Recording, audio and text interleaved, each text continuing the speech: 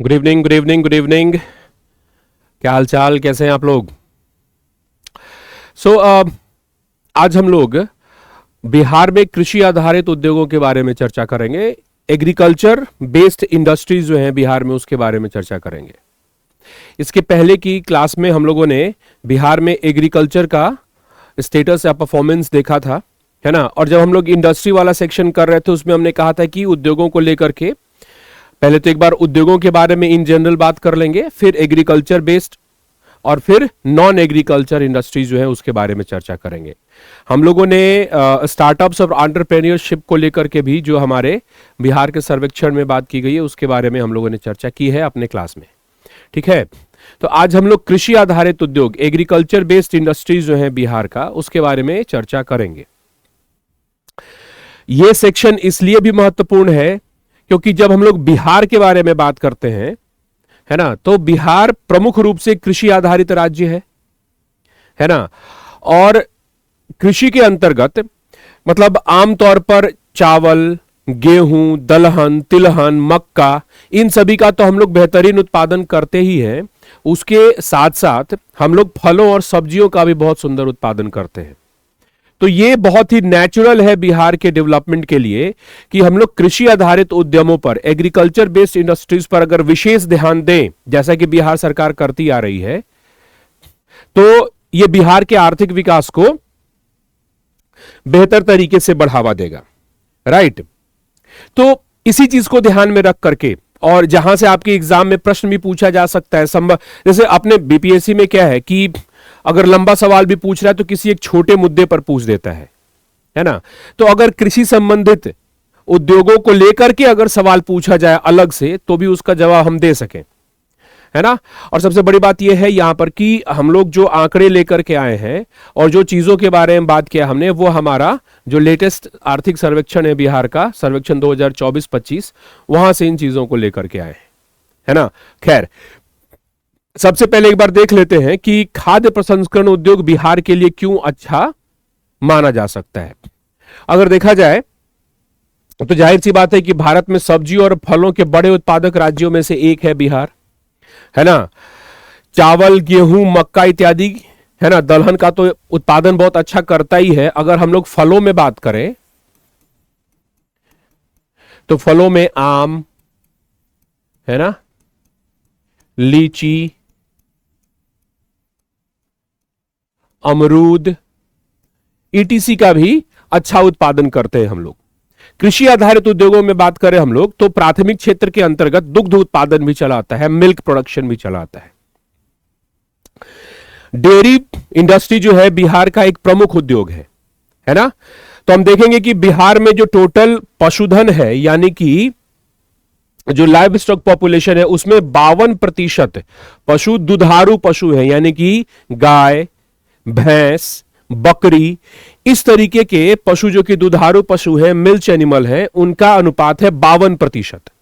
यानी कि हम आगे डेटा भी देखेंगे कि दूध उत्पादन हमारे यहां बहुत बेहतरीन तरीके से हो रहा है ना। और सर्वेक्षण के हिसाब से, है ना, लगभग पिछले साल के मुकाबले 38% की वृद्धि हुई थी 2023-24 में, उसके बारे में भी हम बात करेंगे। शहद उत्पादन और मशरूम उत्पादन में बिहार अग्रगण्य राज्यों में से एक है। और फिर गन्ना प्रसंस्करण, गन्ना प्रसंस्करण पर विशेष रूप से ध्यान दिया गया है बिहार में। ठीक, तो अगर हम लोग बिहार में कृषि आधारित जो विकसित उद्योग हैं उसके बारे में बात करें, विकसित उद्योग मतलब जो कि लीडिंग रोल प्रोवाइड करते हैं और पूरे बिहार में उनका बढ़िया सेटअप डेवलप हुआ है, तो उसमें दो उद्योग प्रमुख रूप से आते हैं।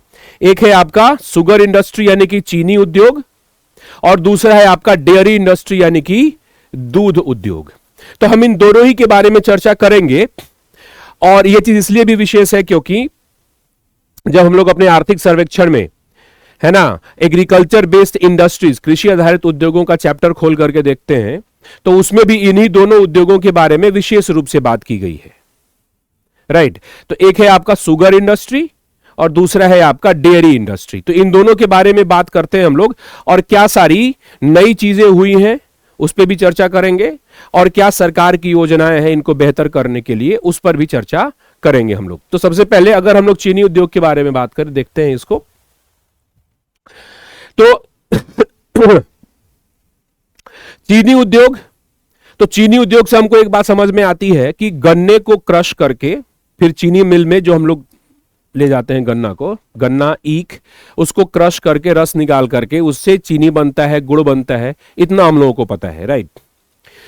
लेकिन बिहार में गन्ना उद्योग जो है यानी कि चीनी उद्योग जो है, यहां से सिर्फ चीनी का ही उत्पादन नहीं होता, यहां से एथेनॉल, एथेनॉल क्या है, बायोफ्यूल है, एथेनॉल का उत्पादन भी होता है और साथ ही साथ एनर्जी प्रोडक्शन यानी कि ऊर्जा उत्पादन भी होता है।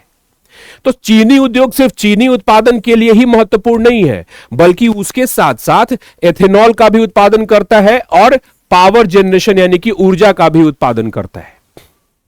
तो इसलिए बिहार में चीनी उद्योग पे ज्यादा ध्यान दिया जा रहा है, राइट। 2023-24 का जो हमारे पास नवीनतम आंकड़ा है उसके हिसाब से हम बात करें तो बिहार में अभी 9 चीनी मिलें जो है वो चालू हैं, फंक्शनिंग में है, और 10.16% रिकवरी दर के हिसाब से 677.2 लाख क्विंटल गन्ने की पेराई की गई थी। तो अगर 10% का हम ऐसे मान करके चले रिकवरी रेट है, रिकवरी रेट क्या होता है, रिकवरी रेट कहने का मतलब कि आप है ना 1 क्विंटल गन्ना से कितना चीनी, कितना किलो चीनी निकाल सकते हैं। अगर 10% रिकवरी रेट है तो 1 क्विंटल गन्ना से आप 10 किलो चीनी निकाल लेंगे, है ना। तो इसके हिसाब से देखा जाए अगर 677 लाख क्विंटल है ना गन्ने की पेराई की गई है, तो अगर 10% का रिकवरी रेट मान लेते हैं हम लोग, तो लगभग 67 क्विंटल गन्ना जो है, चीनी जो है, इसका प्रोडक्शन हुआ, राइट। सो बेसिकली 2023-24 में 677 लाख क्विंटल गन्ने की पेराई की गई और रिकवरी रेट क्या है, 10.16%। 10.16% रिकवरी रेट, इसको आप खराब नहीं कहेंगे, बहुत अच्छा भी नहीं कहेंगे, लेकिन हां इसको हम लोग अच्छा रिकवरी रेट मान सकते हैं। जैसे अगर आप उत्तर प्रदेश या महाराष्ट्र में रिकवरी रेट देखेंगे तो वहां पे रिकवरी रेट 10.5 से 11.5 के बीच में जाता है। तो 10.25% का रिकवरी रेट मतलब 10.16% का रिकवरी रेट ठीक है। 10% से नीचे आए तो इसका मतलब कि गन्ना की क्वालिटी खराब है ना। 10% से ऊपर जा रहा तो आप कह सकते हैं कि गन्ना की क्वालिटी ठीक है। तो यहां से ये चीनी निकालने की बात हो गई। लेकिन अगर हम लोग बात करें इससे एथेनॉल बनाने की, तो एथेनॉल बनाने के लिए जो गन्ने का रस है उसका डिस्टिलेशन होता है। तो आप देखेंगे कि 2023-24 में जो डिस्टिलरी कैपेसिटी है हमारी बिहार में 9 वर्किंग शुगर मिल्स में, ये 530 किलोलीटर पर डे, हर दिन 530 किलोलीटर, तो इसको शॉर्ट फॉर्म में भी लिख सकते हैं 530 किलोलीटर पर डे, है ना, इतना डिस्टिल किया जाता है। और उसके साथ साथ पावर जनरेशन की बात करें तो 88.5 मेगावाट, 88.5 मेगावाट का ऊर्जा उत्पादन होता है। तो इसलिए हम लोग कह रहे हैं कि बिहार में, है ना, चीनी उद्योग क्यों महत्वपूर्ण है। तो यह न सिर्फ चीनी उत्पादन में सहायक है बल्कि एथेनॉल, एथेनॉल क्या है आज के समय में बात करें तो भारत सरकार एथेनॉल प्रोडक्शन पे जोर दे रही है और उसी हिसाब से बिहार सरकार भी एथेनॉल उत्पादन पर जोर दे रही है ना। और हमारी जो एथेनॉल प्रोडक्शन पॉलिसी है उसमें तो हम लोगों ने यह कहा है कि भाई सिर्फ गन्ना से ही नहीं बल्कि हम मेज यानी कि मक्का से या फिर अनाज के जो ऐसे सड़े हुए टुकड़े हैं, है ना, जिनका यूज नहीं होता है, उन सभी के प्रयोग से भी हम लोग एथेनॉल का प्रोडक्शन कर सकते हैं अपने यहां। तो उस पर भी काम हो रहा है। तो खैर, है ना, तो 88.5 मेगावाट बिजली उत्पादन हो रहा है चीनी मिलों से, जो 9 वर्किंग चीनी मिल है हमारे यहां, है ना। और इस चीज को जैसे ऊर्जा उत्पादन या एथेनॉल जो कि बायोफ्यूल है हम लोगों का, है ना, जैव ईंधन है, बायोफ्यूल है, तो इसको बढ़ावा देने के लिए बिहार सरकार के द्वारा बिहार जैव ईंधन उत्पादन प्रोत्साहन नीति 2023 अधिसूचित किया गया, यानी कि नोटिफाई किया गया।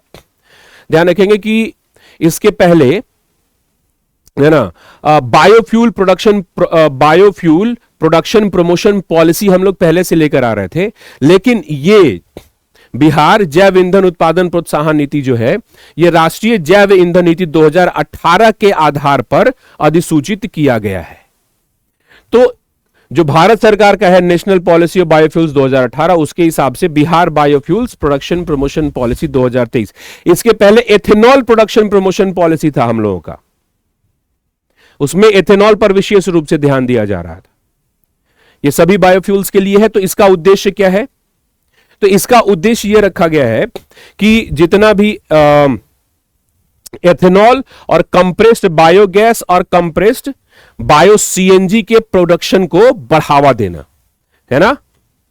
जितना भी परमिटेड फीड स्टॉक्स हैं, जैसे हम लोगों ने कहा कि मक्का हो गया, है ना, गन्ना हो गया, या अनाज के सड़े हुए टुकड़े हो गए, इन सब के प्रयोग से कंप्रेस्ड बायोगैस, जिसको आप सीबीजी कहते हैं, कंप्रेस्ड बायोगैस यानी कि सीबीजी, है ना, या फिर बायो सीएनजी का उत्पादन किया जा रहा है, मतलब के उत्पादन को प्रोत्साहित करना है इसके अंतर्गत।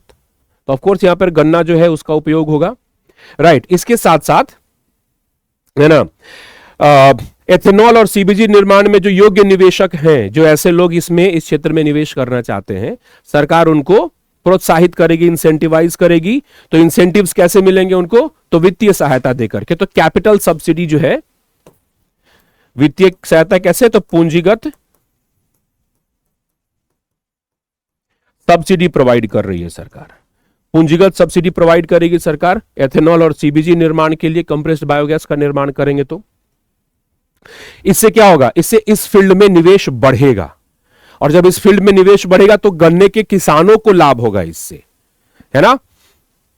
इसका उद्देश्य जो भी फीड स्टॉक या कच्चे माल के उत्पादन के लिए किसानों की आय को बढ़ाना है, तथा जो विनिर्माण इकाइयां हैं, अगर आप उनका स्थापना करेंगे तो वहां पर रोजगार का सृजन भी होगा।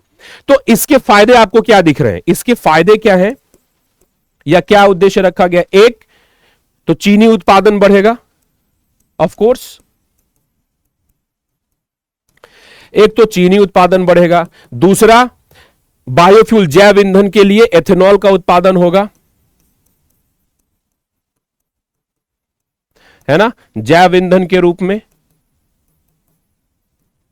इसका उत्पादन बढ़ेगा। इसके साथ साथ अगर इस तरीके की इकाइयां लगेंगी तो जाहिर सी बात है कि रोजगार बढ़ेगा, रोजगार बढ़ेगा, और गन्ने के किसानों को सीधा सीधा उनके गन्ना के लिए डिमांड मिलेगा। तो इस तरीके की ज्यादा इकाइयां लगेंगी तो वो गन्ने के किसान से गन्ना खरीदेंगी, तो जो गन्ने का किसान है ना, उसके सामान के लिए खरीदार तैयार रहेगा, राइट। तो इससे जो गन्ने के किसान है उनकी आमदनी बढ़ेगी, जो गन्ना किसान है की आय में वृद्धि होगी। तो इसके लिए सरकार जो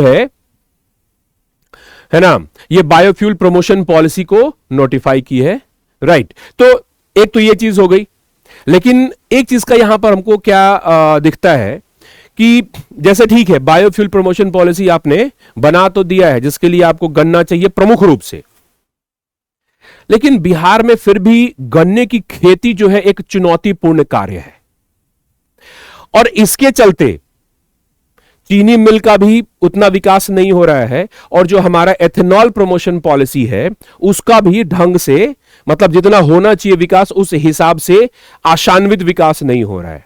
आपने जो यहां पीछे देखा कि 88.5 मेगावाट बिजली उत्पादन की जा रही है, ये 2020-21 से, या है ना, 2020-21 से ये यहीं पर स्थिर है, 88.5 मेगावाट पर ही। तो अगर आप पुराना आर्थिक सर्वेक्षण भी देखेंगे खोल करके 3 साल पहले का, तो वहां पर भी 88.5 मेगावाट बिजली उत्पादन ही दिखा रहा है। आज भी 3 साल के बाद भी 88.5 मेगावाट बिजली उत्पादन ही दिखा रहा है।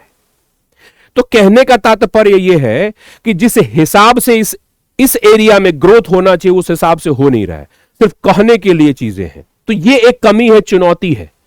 क्यों? क्योंकि गन्ने के किसान जो है उनको सही तरीके से सुविधाएं नहीं मिल रही है, जिससे वो गन्ने का उत्पादन बेहतर कर सके। तो ये जो 88.5 मेगावाट है, ये पिछले 3-4 साल से वहीं पर स्थिर है, ये बढ़ नहीं रहा है, जो कि बढ़ना चाहिए। तो ये जो चुनौतियां हैं, इन चुनौतियों के बारे में एक बार पहले हम लोग बात कर लें कि गन्ने किसानों के सामने क्या चुनौतियां हैं। तो चुनौतियां यानी किसके लिए? जो गन्ना का किसान है। तो पहली चीज की उच्च उपज देने वाली गन्ने की किस्मों की कमी है। ये तो अब देख रहे हैं हम लोग कि 10.16% का रिकवरी रेट है, नहीं तो कुछ सालों पहले तक ये रिकवरी रेट 9 से 10% के बीच में हुआ करता था। तो गन्ने की क्वालिटी अगर अच्छी रहेगी तभी उसमें से ज्यादा रस निकलेगा, नहीं तो रस ज्यादा नहीं निकलेगा, रस कम निकलेगा तो फिर चीनी कम बनेगी उससे। तो और जब चीनी कम बनेगी तो एफआरपी के तहत, है ना, क्योंकि बिहार में एसएपी स्टेट एडवाइज्ड प्राइस नहीं है, बिहार में क्या है गन्ने के लिए? FRP, fair and remunerative prices. Fair and remunerative prices के अंतर्गत रिकवरी रेट के आधार पर किसानों को पेमेंट किया जाता है। एमएसपी में तो सीधे आप वजन करके दे देते हैं, लेकिन एफआरपी में ऐसे नहीं होता। एफआरपी में चीनी मिल पैसा देते हैं, और वो किस आधार पर पैसा देंगे? रिकवरी रेट के आधार पर। तो अगर गन्ने का रिकवरी रेट कम है तो उनको कम पैसा मिल पाएगा। तो ये एक चीज समझने की है कि उच्च उपज वाली गन्ने की किस्मों की कमी है। तो इसकी कमी के कारण क्या हो रहा है कि रिकवरी रेट कम,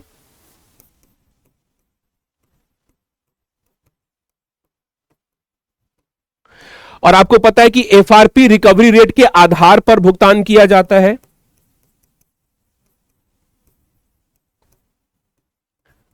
एफआरपी के तहत जो रिकवरी रेट है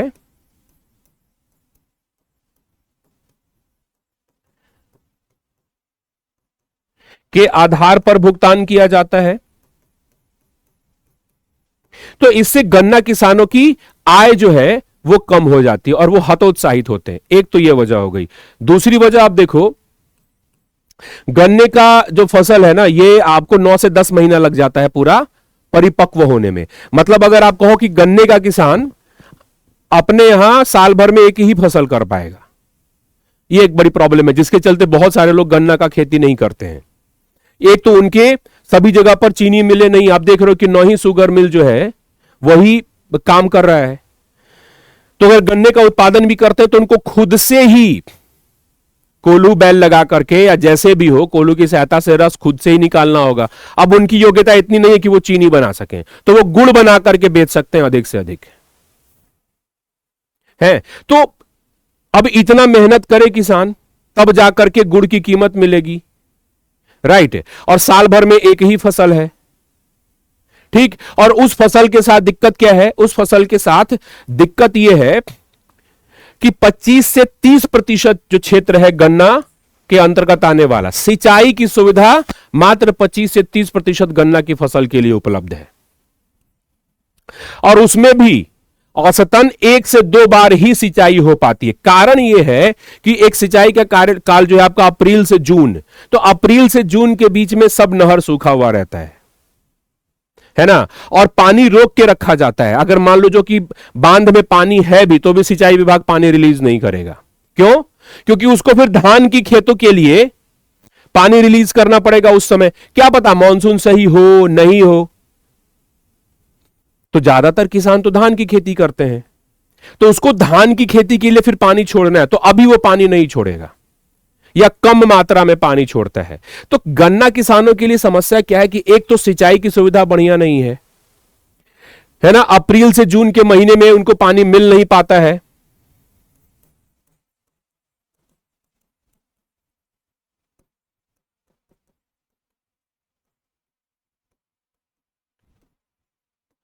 और साल भर में अगर इसकी खेती कर रहे हैं तो एक ही फसल कर पाते हैं। इन चुनौतियों को समझना जरूरी है, क्योंकि जब इसको समझेंगे ना तभी आप देखेंगे कि मुख्यमंत्री गन्ना विकास कार्यक्रम जो शुरू किया गया है उसके अंदर क्या उद्देश्य और क्यों रखे गए हैं। इन्हीं चुनौतियों को ध्यान में रख करके, तकनीकी ज्ञान की कमी है, टेक्नोलॉजी थोड़ा और चाहिए, और पिछले कुछ वर्षों में कई चीनी मिलें बंद हो गई हैं।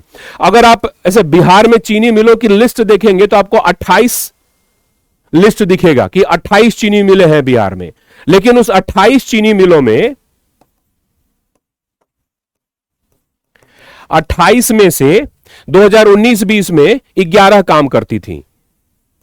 28 में से 2019-20 में अगर आप देखो, 2019-20 में 11 चालू थी और अभी वर्तमान में देखो, वर्तमान में घट करके कितना हो गई, 9। तो कहने के लिए 28 चीनी मिले हैं, लेकिन ये इनका है नहीं, चल नहीं पा रहा है ना। तो अब चल नहीं पा रहा है तो बंद हो रहा है। तो अब अगर चीनी मिल ही बंद हो जाएगा तो गन्ने का किसान जो है वो कहां ले जाकर के अपना गन्ना बेचेगा। तो आप देखेंगे कि प्रमुख रूप से गन्ने की खेती उन्हीं क्षेत्रों में होती है जहां पर शुगर मिल्स ऑलरेडी है। नहीं तो किसान के पास इतना टाइम नहीं है कि साल भर खेती करे और उसके बाद फिर अपने ही से गन्ने का रस निकाले और उसके बाद फिर बड़ा कड़ाहा में खौला खौला करके गुड़ बनाए और फिर गुड़ बना करके फिर ट्रैक्टर पर ले जाकर के बेचे। तो बहुत लंबी कहानी हो गई। इससे बढ़िया है धान गेहूं की खेती करो और खेती करने के बाद फूड कॉर्पोरेशन ऑफ इंडिया में चाहे आपका जो क्या कहते हैं जो पैक्स है, पैक्स में ले जाकर के बेच दो या फिर मंडी में ले जाकर के बेच दो। ये ज्यादा सरल है उससे, है ना। साल में कम से कम 2 फसल भी कर लेंगे आप। तो इसलिए तो इन चुनौतियों को देखते हुए, है ना, बिहार सरकार के द्वारा मुख्यमंत्री गन्ना विकास कार्यक्रम की शुरुआत की गई। और यह मुख्यमंत्री गन्ना विकास कार्यक्रम जो है, जैसा आपको आइडिया लग गया कि चीनी उद्योग विभाग के द्वारा, तो इसने गन्ना उत्पादन और उत्पादकता में सुधार के लिए, क्योंकि गन्ना का उत्पादन प्रोडक्शन भी और प्रोडक्टिविटी उत्पादकता कहने का मतलब प्रति एकड़ कितना ज्यादा गन्ने का उत्पादन हो रहा है, तो उसके लिए त्रिस्तरीय बीज उत्पादन कार्यक्रम अपनाया है ना। मतलब कि 3 टियर सीड प्रोडक्शन प्रोग्राम। और वो कौन कौन सा है, ये जो कि इस गन्ना विकास कार्यक्रम का आधार या मेन पॉइंट कह सकते हैं, तो प्रजनक बीज, आधार बीज और प्रमाणित बीज का उत्पादन। इंग्लिश में कहें तो breeder seeds, foundation seeds and certified seeds, इन तीनों ही प्रकार के बीजों के उत्पादन के लिए किसानों को प्रोत्साहित करने हेतु बिहार सरकार सब्सिडी भी देती है ना। और इनके उत्पादन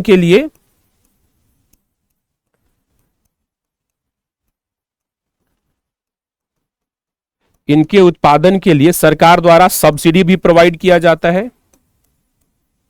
सब्सिडी एवं वित्तीय सहायता उपलब्ध कराई जाती है।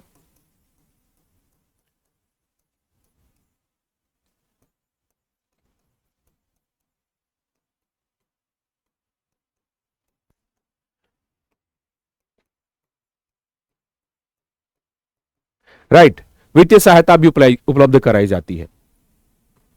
इसके अंतर्गत अभी क्या है, जैसे कि हमने क्या देखा कि किसान जो है साल भर में एक ही फसल कर पाता है, राइट।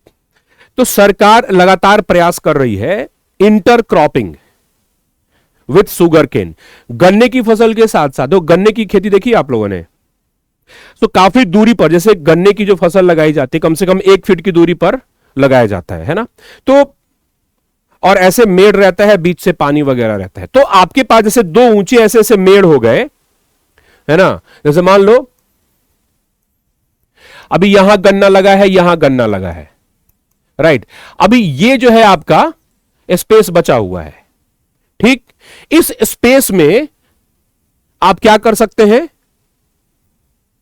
ये इतना ऊंचा मेड़ हम नहीं बना सकते, राइट। तो ये जो आपका स्पेस है, यहां पर आप क्या, या इधर ये क्या है, ये गन्ने की फसल है, तो यहां पर आप दलहन लगा सकते हैं। इसके लिए सरकार प्रोत्साहित कर रही है इंटर क्रॉपिंग। सो 2 फसल एक साथ, तो एक तरफ आपने गन्ने की फसल लगाई और साथ साथ बीच बीच में आप दलहन की फसल भी लगा सकते हैं।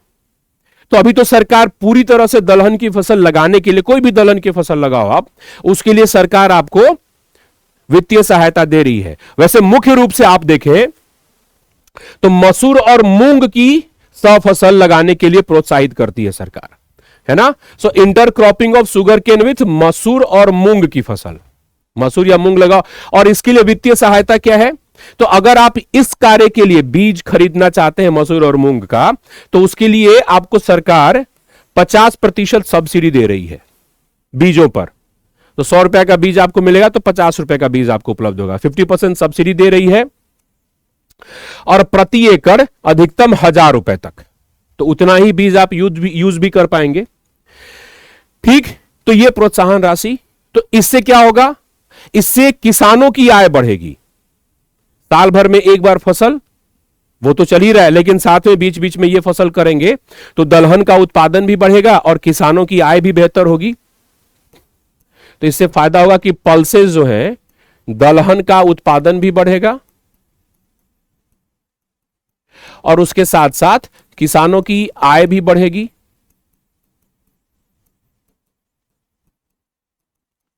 तो ये इसके लिए किसानों को प्रोत्साहित किया जा रहा है। हमने कहा कि नई तकनीक के हिसाब से है ना खेती की जाए तो अच्छा रहेगा, उसके तहत सरकार जो है बर्ड चिप या सिंगल चिप विधि को बढ़ावा दे रही है। बर्ड चिप या सिंगल चिप क्या होता है, जैसे अमूमन जो ट्रेडिशनली जब मैंने पहले देखा है कि बड़ा बड़ा गन्ना काट करके फिर उसको लगाते हैं, यहां पे कहा जा रहा है कि उतना गन्ना बर्बाद करने की जरूरत नहीं है। आप क्या कर सकते हैं कि जो गन्ने का ज्वाइंट होता है ना, जो ये गन्ने का ज्वाइंट होता है, इस गन्ने के ज्वाइंट को आप यहां से काट लीजिए। राइट, अब ये ज्वाइंट आपने काट लिया तो अब ये छोटा सा ज्वाइंट आ गया गन्ने का, है ना। अब इस गन्ने के ज्वाइंट से, इसको बर्ड चिप कहते हैं, अब इसको प्लांट कर सकते हैं आप। तो अगर प्लांटिंग करनी है तो इसको प्लांट कीजिए, और इस चीज को बढ़ावा दे रही है सरकार किसानों के बीच में, है ना। तो तकनीक लेकर के आ रहे हैं, और ये सारी चीजें किस हिसाब से किसानों को फायदा देंगी, इसके लिए जरूरी है कि लगातार सेमिनार कराया जाए, कार्यशालाओं का आयोजन किया जाए। यह कार्य सरकार कर रही है इसके अंतर्गत। Right, yes. उसके साथ साथ जैव उर्वरक और जैव कंपोस्ट की यूज को बढ़ावा दिया जा रहा है ताकि सतत कृषि हो सके और किसानों की लागत कम हो, है ना। लागत को कम करने के लिए ऐसे क्षेत्र जहां पर चीनी मिल नहीं है और अगर कोई किसान गन्ने की खेती करना चाहता है तो सरकार उसको, है ना, क्रशर खरीदने के लिए वित्तीय सहायता देती है 50,000 रुपए तक। तो 50,000 रुपए तक वित्तीय सहायता आपको प्राप्त होगी अगर आप गन्ने की खेती करते हैं और आपको क्रशर खरीदना है, मतलब कोल्हू खरीदना है आपको, है ना। तो जहां पर चीनी मिल है वहां तो सरकार उम्मीद करती है कि आपने जो गन्ने का उत्पादन किया वो जाकर के शुगर मिल में बेच दो। लेकिन जहां पर शुगर मिल्स नहीं है वहां के किसान क्या करेंगे, तो जहां पर शुगर मिल्स नहीं है वहां के किसान खुद, है ना, उत्पादन कर सके। इसके लिए सरकार कह रही कि हम 50,000 रुपए तक आपको दे रहे हैं, आप कोल्हू अपना लगा सकते हैं। तो ये जो वित्तीय सहायता दी जा रही है 50,000 रुपए तक,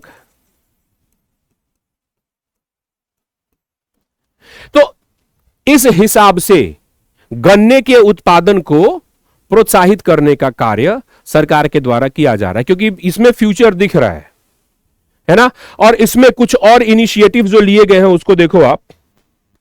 कुछ नवीनतम पहल जो हमारे आर्थिक सर्वेक्षण बिहार का जो सर्वेक्षण 24-25 में मेंशन्ड है, सीतामढ़ी में रीगा चीनी मिल है, इसको शुरू किया गया है। ये बंद पड़ा था, जैसे आप उसमें जाकर के डेटा देखेंगे तो जो रीगा चीनी मिल है वहां पे खाली खाली था, मिलेगा आपको। तो इसका पुनरुद्घाटन किया गया, इसकी रीओपनिंग की गई है। ये कहां पे है रीगा चीनी मिल, ये आपको सीतामढ़ी में, राइट। तो सीतामढ़ी में रीगा चीनी मिल। उसके अलावा बिहार गुड़ उद्योग संवर्धन कार्यक्रम शुरू किया गया है। कब? Bihar jaggery industry promotion programme. अब Bihar jaggery industry promotion programme, गुड़ उद्योग प्रोत्साहन, गुड़ उद्योग प्रोत्साहन। तो यह जो कार्यक्रम शुरू किया गया है, इसके पीछे उद्देश्य यही है कि ऐसे बहुत सारे किसान शुगर मिल तक जो लेकर के नहीं जा सकते हैं, वो चीनी तो बना नहीं पाएंगे अपने यहां, वो गुड़ तो बना सकते हैं, बहुत पहले से बनता आ रहा है गुड़, राइट। तो उसको प्रोत्साहित करने के लिए है ना। सरकार ने 2024-25 में 12.4 करोड़ रुपए की सब्सिडी का आवंटन किया, यानी कि 12 करोड़ 40 लाख रुपए की सब्सिडी का आवंटन किया 81 गुड़ उत्पादक इकाइयों को। 2024-25 में 81 गुड़ उत्पादक इकाइयों को, ताकि गुड़ का उत्पादन बेहतर हो सके, राइट। उसके साथ साथ गन्ना मशीनीकरण योजना 2024-25 में शुरू की गई है, क्योंकि उत्पादन बढ़ाना है, उत्पादकता बढ़ानी है, तो मेकेनाइजेशन जरूरी है। तो न्यू टेक्नोलॉजी, नई तकनीक के हिसाब से गन्ना मशीनीकरण योजना, इससे उत्पादन बढ़ेगा, उत्पादकता बढ़ेगी। तो 2024-25 में यह नवीनतम पहल है जो बिहार सरकार के द्वारा किया गया है। ऑफ कोर्स इससे चीनी उद्योग को बढ़ावा मिलेगा, ऐसी उम्मीद की जा रही है। तो कृषि आधारित उद्योग में चीनी उद्योग हमारे यहां मायने रखता है प्रमुख रूप से, राइट। इसके अलावा जो दूसरा प्रमुख उद्योग है वो है हमारा डेयरी उद्योग, डेयरी फार्म, डेयरी उद्योग। और अगर आप बिहार में डेयरी उद्योगों के बारे में बात करें तो जो हमारे यहां की जो कोऑपरेटिव सोसाइटी है वो है कॉम्फेड, राइट। और कॉम्फेड के अंदर आ जाता है उसका, कॉम्फेड का मार्केटिंग ब्रांड क्या है? कॉम्फेड का मार्केटिंग ब्रांड सुधा। तो बिहार में डेयरी फार्म के बढ़ावा देने के लिए, उसको विकसित करने के लिए जो संस्थान बनाया गया है उसका नाम है कॉम्फेड, बिहार राज्य दुग्ध सहकारी संघ लिमिटेड। पूरा नाम क्या है कॉम्फेड का? Bihar state milk cooperative federation, यानी कि मिल्क कोऑपरेटिव फेडरेशन कॉम्फेड 1983 में स्थापित किया गया था। और जैसे हमने कहा कि 52%, 52% हमारे यहां, यानी कि मोर देन 50% हमारे यहां मिल्च एनिमल्स हैं, यानी कि दुधारू पशु हैं। तो हमारे यहां दूध का उत्पादन बढ़िया से हो जाता है। अब करना यह है आपको कि ये अभी क्या, दूध का उत्पादन करने वाले लोग जो हैं वो सबके पास मान लीजिए 2-4 गाय हैं या दूसरे जानवर हैं, तो ऐसा नहीं कि सबने डेयरी फार्म खोल रखा है। तो इनका विकास कब हो पाएगा? जब आप इनसे दूध का कलेक्शन कर लें आसानी से, और उनको आसानी से सुविधा उपलब्ध हो कि वो दूध एक जगह इकट्ठा कर सके और फिर उनको उसकी कीमत मिल जाए। अगर इसको प्रोत्साहित करेंगे आप तो अच्छा रहेगा। और बिहार में खूब दूध का उत्पादन होता है।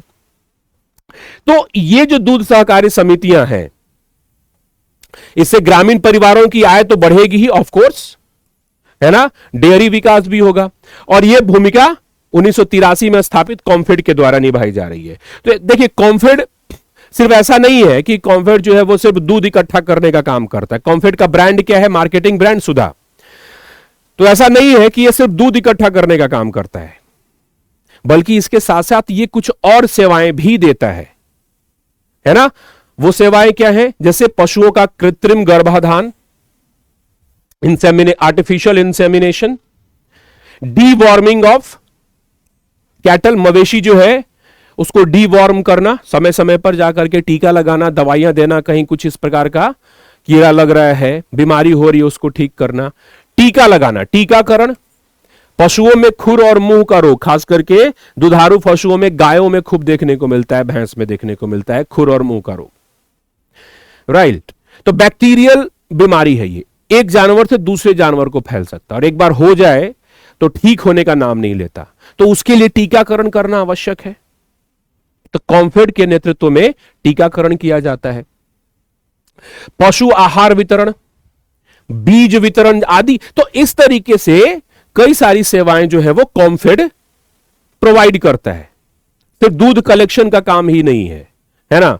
और जैसे कॉम्फेड के तत्वाधान में ही सारी चीजें हो रही हैं, तो पूरा जो अपना मिल्क कोऑपरेटिव है बिहार का, इसको 3 स्टेज में बांटा गया है। एक तो है कि आपका ग्रामीण स्तर पे, ग्रामीण स्तर पर सहकारी समितियां बनाई गई हैं, है ना, कोऑपरेटिव सोसाइटीज बनाए गए हैं विलेज लेवल पर, ठीक है। विलेज लेवल से आप ऊपर चलते हैं डिस्ट्रिक्ट लेवल पर, तो डिस्ट्रिक्ट लेवल पर मिल्क यूनियंस बनाए गए हैं, और स्टेट लेवल पर आपका एक मिल्क फेडरेशन हो गया जिसका नाम आप मान सकते हैं कॉम्फेड। तो कॉम्फेड क्या है? Milk cooperative federation limited. तो राज्य स्तर पर एक हो गया, मिल्क यूनियंस हो गए जिला स्तर पे, और ग्रामीण स्तर पर दुग्ध सहकारी समितियां हो गई, राइट, यस।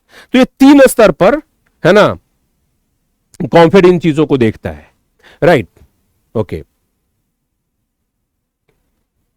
तो 2023-24 में जो हमने प्राप्त किया, जैसे हम कह रहे हैं कि बिहार में दुग्ध उत्पादन एक बढ़िया कृषि आधारित उद्यम है, ठीक, तो कुछ हमारे पास आंकड़ा होगा जिसके आधार पर यह बात हम तथ्य के रूप में प्रमाणित कर सके।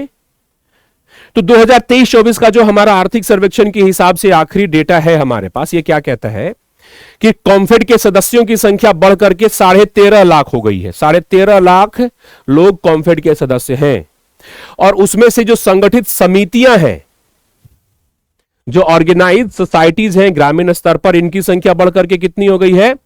29,172। और ये समितियां सिर्फ बिहार में ही नहीं है, झारखंड में भी फैली हुई हैं।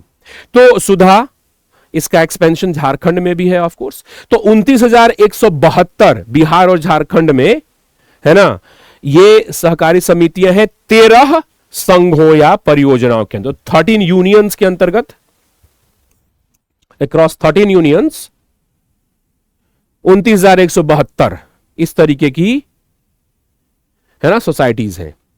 और रोज का दूध उत्पादन कितना है?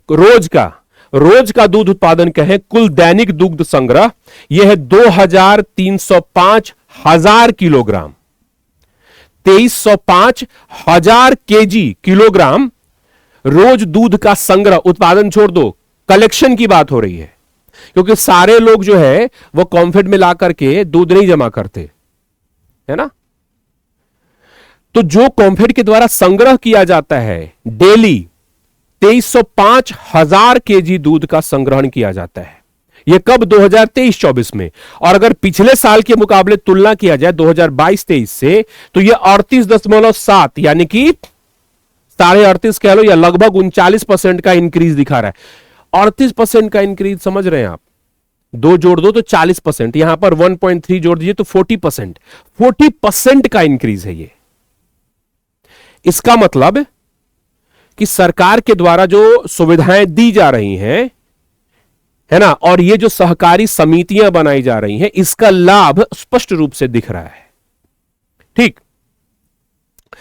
रिटेलर्स की संख्या काफी बढ़ गई है पिछले साल के मुकाबले, यानी कि 2022-23 के मुकाबले 23-24 में रिटेलर की संख्या में 8.8% की वृद्धि हुई है। आप लोगों ने अपने छोटे शहरों में देखा होगा, चाहे पटना हो चाहे छोटे मोटे शहर हो, आप देखोगे कि सुधा के आउटलेट कितने सारे खुल गए होंगे, है ना, या फिर इन जनरल भी मिल्क आउटलेट्स खुले हैं, वहां पर सुधा का भी, मदर डेयरी का भी, अमूल का भी दूध मिलता है। तो ये रिटेल आउटलेट्स की संख्या बढ़ती जा रही है। तो लोग अब ग्वाला के पास नहीं जा रहे दूध लेने, है ना, या फिर जैसे दूध वाले लोग ऐसे सुबह सुबह पहुंच करके दूध पहुंचाते थे, इनकी संख्या अब कम होती जा रही है। लोग क्या प्रिफर कर रहे हैं कि सुबह सुबह गए और जाकर के थैली में 1 लीटर हरा वाला दूध, मतलब हरा वाला कहने वाला हरी वाली पन्नी हो, या वो जो मिठाई कलर वाली येलो कलर या रेड कलर वाली पन्नी होती है, उस पर लिखा रहता है सुधा उस रंग से, पन्नी तो सफेद रंग की ही होती है, तो या फुल क्रीम या टोंड लेकर के चले आते हैं जरूरत के हिसाब से, है ना। अगर चाय बनानी है तो फुल क्रीम का क्या जरूरत है, झूठ मूठ का उतना छाली उसमें होगा, अच्छा भी नहीं लगता है, तो टोंड लेकर के चले आए। अगर खीर बनानी है तो फुल क्रीम लेकर के आ जाओ भाई, खोलेगा और अच्छा लगेगा। अपनी चॉइस के हिसाब से आप ले सकते हैं। जो ग्वाले हैं उनको भी दिक्कत नहीं है।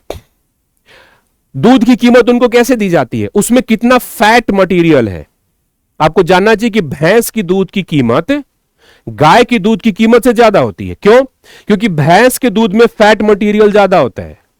तो अगर भैंस की दूध खरीदी जा रही है तो ग्वाले को, जो भैंस का दूध लेकर आया, उसको ज्यादा पैसा मिलता है, क्योंकि उसके दूध से ज्यादा सामान बनाया जा सकता है। उससे जो फैट निकलेगा, है ना, उससे चीज और घी और कई सारी चीजें बन सकती हैं। और फैट निकालने के बाद जो दूध बच गया उसका दही और अन्य चीजें बन सकती हैं। तो फैट मटेरियल के आधार पर आपको पैसे दिए जाते हैं, तो सही है ना।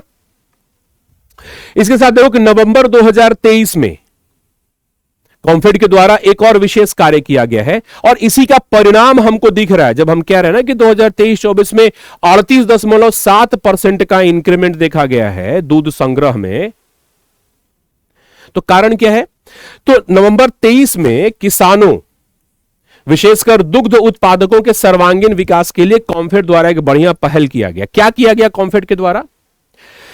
कॉम्फेड ने क्या किया कि फार्मर्स प्रोड्यूस ऑर्गेनाइजेशंस का गठन किया, एफपीओज, है ना, एफपीओ का गठन किया गया, 10 एफपीओ का गठन किया गया 5 मिल्क यूनियंस में। तो 5 दुग्ध जो संघ है उसमें, है ना, 5 मिल्क यूनियन जो है उसमें 10 एफपीओ का गठन किया गया। एफपीओ कहने का मतलब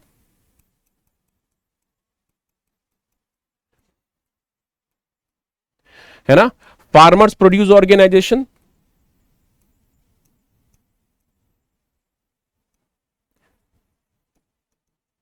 मतलब किसान उत्पाद संगठन, यस है। तो अभी किसान उत्पाद संगठन में क्या है, फार्मर्स प्रोड्यूस ऑर्गेनाइजेशंस में क्या है कि इनका गठन किसानों के द्वारा किया गया है। तो यहां पर निर्णय लेने की क्षमता या अधिकार कह सकते हैं। तो यहां पर निर्णय लेने का अधिकार, इसको मैनेज करने का यानी कि प्रबंधन करने का अधिकार किसके पास है? किसानों के पास है। तो यहां पर आप देखें कि निर्णय लेना हो किसी भी तरह का, है ना, या प्रबंधन का अधिकार किसके पास है? प्रबंधन यानी कि मैनेजमेंट का अधिकार किसानों के पास है।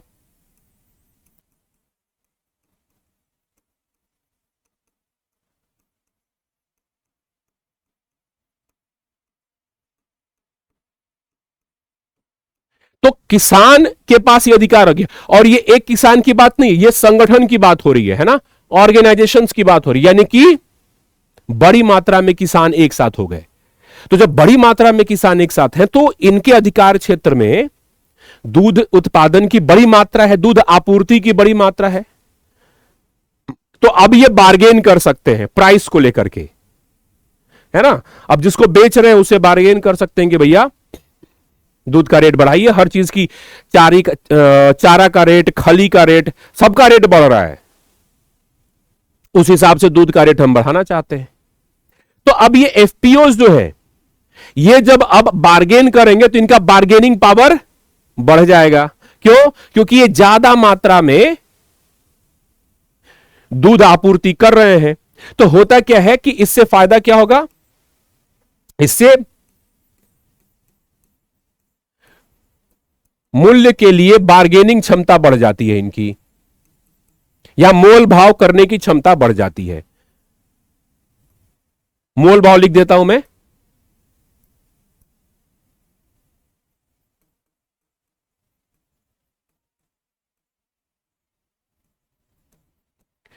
मोल भाव की क्षमता बढ़ जाती है। इसका मतलब कि ये किसानों के हित के लिए, और किसान कहने का मतलब दूध उत्पादन करने वाले किसानों की बात कर रहे हैं हम, तो ये किसानों के लिए हितकारी है और उनकी आय में वृद्धि होगी, जाहिर सी बात है। तो इससे क्या होगा? इससे किसानों की आय बढ़ेगी, उनकी बार्गेनिंग पावर इंक्रीज हो गई है। तो इसी चीज को सोच करके 10 एफपीओ का गठन किया गया है। कब? 2023 में कॉम्फेड के द्वारा। तो ये बढ़िया पॉजिटिव कदम उठाया गया है, पॉजिटिव काम किया गया है, राइट। और ये जो आपका एफबीओ का गठन किया गया है उनको मतलब इकोनॉमिकली वायबल बनाने के लिए और आत्मनिर्भर बनाने के लिए ऐसा किया गया है कि क्लस्टर बेस्ड बिजनेस के रूप में इसको डेवलप किया जाए। क्लस्टर मतलब क्या होता है? क्लस्टर मतलब झुंड, समूह, राइट। तो इनको क्लस्टर के रूप में डेवलप किया गया है ताकि इनकी बार्गेनिंग पावर अच्छी हो सके, ये आत्मनिर्भर हो सके और आर्थिक रूप से वायबल यानी कि अपने आप को चला भी सके, लागत ज्यादा नहीं पड़ेगी। जब आप झुंड में, समूह में कार्य करते हैं तो उत्पादन भी ज्यादा करते हैं और आपके ऊपर आर्थिक लागत भी कम हो जाती है। तो अब क्या देखते हैं कि इनको व्यवहार एवं आत्मनिर्भर बनाने के लिए, आर्थिक रूप से कॉम्फेड ने क्या किया है कि राष्ट्रीय डेयरी विकास बोर्ड आनंद के सहयोग से क्लस्टर आधारित व्यवसाय संगठन के रूप में चुना गया है। तो क्लस्टर आधारित व्यवसाय है और इसमें सहयोग किसका है? राष्ट्रीय डेयरी विकास बोर्ड, जो कि आनंद में है। आनंद गुजरात, जहां से आनंद मिल्क यूनियन लिमिटेड अमूल बनकर के आया। गुजरात में आनंद है ना, आनंद जगह में है आनंद मिल्क यूनियन लिमिटेड। भारत का पहला दुग्ध उत्पादन और श्वेत क्रांति वहीं से आता है, ठीक। यस, तो सीबीबीओ के रूप में, क्लस्टर बेस्ड बिजनेस ऑर्गेनाइजेशन के रूप में किसके साथ कोलैबोरेशन किया गया? नेशनल डेयरी डेवलपमेंट बोर्ड आनंद, जिसको हम लोग कहते हैं ऑपरेशन फ्लड। सो ऑपरेशन फ्लड दूध उत्पादन के लिए है ना,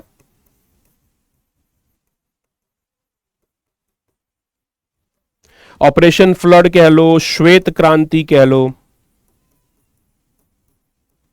है ना, दुग्ध उत्पादन, मिल्क प्रोडक्शन।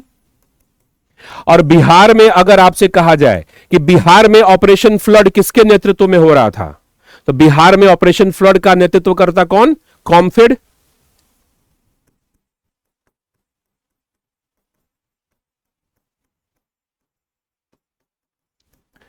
बिहार में कॉमफेड के नेतृत्व में ऑपरेशन फ्लड। यस, तो इस हिसाब से हमने देखा कि कैसे दुग्ध उत्पादन पे विशेष ध्यान दिया जा रहा है, और बिहार में, है ना, डेयरी इंडस्ट्री जो है वो किस हिसाब से किसानों को, मतलब दुग्ध उत्पादन करने वाले किसानों की आय बढ़ा रही है और कैसा प्रदर्शन कर रही है ना। इसके अलावा अगर सरकार की योजनाओं के बारे में बात करें, सरकार कितनी गंभीर है इस चीज को लेकर के, ये आप जरूर मेंशन करेंगे, तो उसमें आप चर्चा करेंगे Bihar agri investment promotion policy 2020, कृषि निवेश प्रोत्साहन नीति। तो कृषि निवेश प्रोत्साहन नीति ये नहीं कर रहा है कि कृषि में जाकर के करो, खेती करने के लिए नहीं है ये किसके लिए है? इसका उद्देश्य क्या है? इसका उद्देश्य है कि कृषि व्यवसाय क्षेत्रों में निवेश को बढ़ावा देना और सुगम बनाना। तो कृषि से संबंधित व्यवसाय क्या होगा? खाद्य प्रसंस्करण उद्योग, जो कह रहा है कृषि व्यवसाय क्षेत्र यानी कि खाद्य प्रसंस्करण उद्योग हो गया क्या, राइट? तो ये किसको बढ़ावा देगा? खाद्य प्रसंस्करण उद्योग को बढ़ावा देने की बात कर रहा है ये।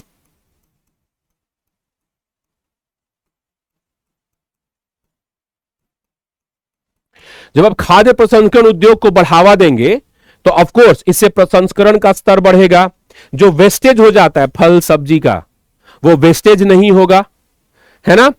मूल्य संवर्धन यानी कि वैल्यू एडिशन होगा, जैसे दूध है तो दूध को लेकर के आप आते हैं, प्रोसेसिंग करते हैं, तो उससे दूध की शेल्फ लाइफ बढ़ जाती है, जल्दी खराब नहीं होता है, पहली चीज। पाश्चराइजेशन करते हैं, उसके अलावा प्रोसेस करके आप दूध से मक्खन, चीज, दही, छाछ, कई सारी चीजें बनाते हैं।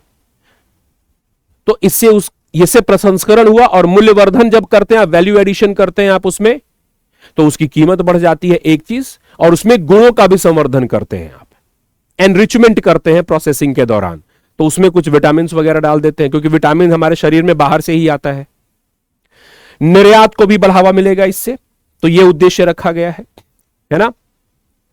इसके अंतर्गत अगर कोई नया प्रसंस्करण इकाई आपको शुरू करना है, उसके लिए तो सहायता मिलेगी ही, लेकिन अगर कोई पुरानी प्रसंस्करण इकाई है, मतलब कोई पुरानी फैक्ट्री है, उसको अपडेट करना है, तो उसके लिए भी आपको सहायता मिलेगी। यह खासियत है इसकी।